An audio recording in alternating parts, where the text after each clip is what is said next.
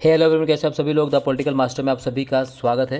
दोस्तों आज इस वीडियो में क्लास 11th के पॉलिटिकल साइंस का सेकंड टर्म के मॉर्निंग शिफ्ट का जो पेपर था दोस्तों उसका कंप्लीट सॉल्यूशन करने वाले। तो प्लीज़ इस वीडियो को एंड तक देखिएगा। यदि आप हमारे चैनल पर नए और चैनल को अभी तक सब्सक्राइब नहीं किया है तो चैनल को जरूर सब्सक्राइब कर लीजिएगा, बेल आइकन को प्रेस कर लीजिए। तो चलिए दोस्तों देखते हैं कि इस बार जो पहला क्वेश्चन पूछा गया था मॉर्निंग शिफ्ट में वो क्या है। और सबसे पहले बात करते हैं भाग ए सेक्शन ए में जो क्वेश्चन पूछा गया था वो है हमारी राष्ट्रीय विधायिका के क्या नाम है। इसके दोनों सदनों का नाम भी लिखिए। तो हमारी राष्ट्रीय विधायिका का नाम दोस्तों क्या है, संसद। क्या है, संसद। और इसके दो सदनों का नाम है लोकसभा और राज्यसभा। ठीक है, चलिए नेक्स्ट। भारतीय संसद में किन सदनों को उच्च सदन और निचले सदन के नाम से जाना जाता है। तो लोकसभा को दोस्तों क्या जाना जाता है, निम्न सदन, और राज्यसभा को दोस्तों उच्च सदन के नाम से जाना जाता है। ठीक है, नेक्स्ट। संसद के कोई दो एक कार्य लिखिए। तो संसद का कार्य क्या है दोस्तों, कानून का निर्माण करना।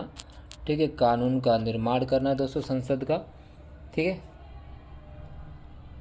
कार्यपालिका क्या है दोस्तों, कार्यपालिका विधान पालिका द्वारा बनाए गए जो कानून है उसका क्या करती है दोस्तों, को लागू करती है, यानी कानून को लागू करना कार्यपालिका का काम होता है। ठीक है, चलिए नेक्स्ट। निषेध अधिकार पॉकेट रूट हो गया है राष्ट्रपति का, ये एक विशेष अधिकार है दोस्तों। इसके तहत राष्ट्रपति किसी भी विधेयक को अपने पास अनिश्चित कालीन के लिए रख सकता है और उसे वो पास करे ना, अगर इस पर कोई भी निर्णय नहीं लिया जा सकता। यूपीएससी और आईएएस का विस्तारित रूप लिखिए। तो यूपीएससी संघ लोक सेवा आयोग यानी union public service commission. IAS अगर हम बात करें दोस्तों तो भारतीय प्रशासनिक सेवा से बोलते हैं, इंडियन एडमिनिस्ट्रेटिव सर्विस के नाम से इसे जाना, इंडियन एडमिनिस्ट्रेटिव कह सकते हैं, इंडियन एडमिनिस्ट्रेशन भी आप इसे कह सकते हैं। ठीक है, तो इसका है। चलिए, लॉन्ग वॉक टू फ्रीडम की पुस्तक की अगर हम बात करें तो नेल्सन मंडेला जी है। ठीक है, Nelson Mandela, long walk to freedom. और फ्रीडम फॉर फियर जो है ऑन्ग सॉन सू की जी है, ऑन्ग सॉन सू की जो है फ्रीडम फॉर फियर जो है ऑन्ग सॉन्ग सू की जो है फ्रीडम फॉर फियर नामक पुस्तक लिखी है। नेक्स्ट, नारीवाद क्या है। तो दोस्तों नारीवाद एक ऐसी विचारधारा जिसमें लिंग के आधार पर भेदभाव पर गहरी चोट की गई। इसमें पुरुषवादी सत्ता जो पुरुषवादी समाज है उस पर गहरी चोट करता है नारीवादी समाज। ठीक है, इस तरह से आप उसको लिख सकते थे।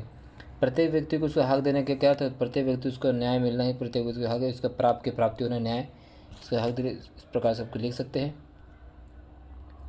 अगला है भारत के लिए दिए गए मानचित्र में द्विसदनीय विधायिका 4 राज्यों के नाम बताइए। तो 4 राज्यों के नाम यहाँ पर मैप में आपको भरना था दोस्तों। पहले में आपको क्या भरना था, उत्तर प्रदेश। जी हाँ, उत्तर प्रदेश, यूपी, ठीक है, महाराष्ट्र, ठीक है, कर्नाटक और आंध्र प्रदेश। ठीक, इस तरह से।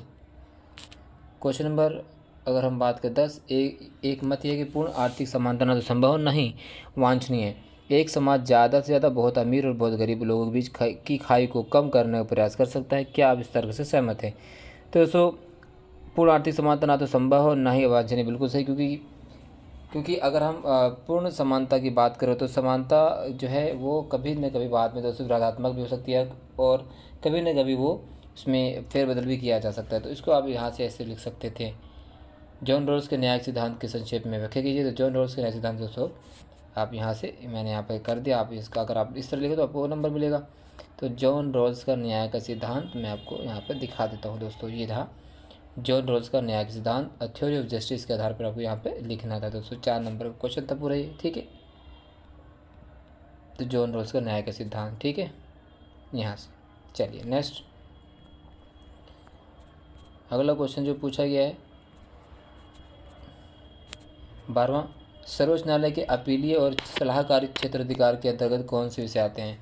तो सर्वोच्च न्यायालय के अपीलीय और सलाहकारी ने जो है यहाँ देख सकते हो सर्वोच्च न्यायालय के जो क्षेत्राधिकार तथा शक्तियाँ। तो अपीलीय या प्रारंभिक क्षेत्राधिकार के प्रारंभिक क्षेत्राधिकार दोस्तों यहाँ पर दे रखा है। तो यहाँ पर देख सकते हैं जो अपीलीय क्षेत्राधिकार है। ठीक, और उसके बाद दोस्तों यहाँ पर आपको सलाहकारी क्षेत्राधिकार भी यहाँ पर आप लिख सकते हैं। नेक्स्ट क्वेश्चन पूछा गया क्वेश्चन नंबर 13वां, स्वतंत्रता की नकारात्मक और सकारात्मक अवधारणा में क्या अंतर है।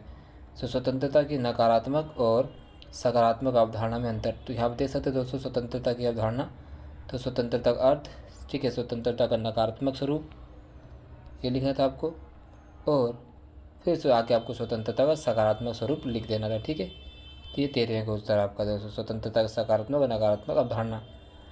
नेक्स्ट क्वेश्चन की अगर हम बात करें तो अगला क्वेश्चन पूछा गया है, ठीक, अभिव्यक्ति की स्वतंत्रता का क्या अर्थ है और आपके विचार में इस स्वतंत्रता पर समुचित प्रतिबंध क्या होंगे। तो अभिव्यक्ति की स्वतंत्रता यहाँ पर देखो दोस्तों, यहाँ पर मैंने करवा देखिए, ये रहा दोस्तों अभिव्यक्ति की स्वतंत्रता। ठीक है, भाषण तथा अभिव्यक्ति की स्वतंत्रता।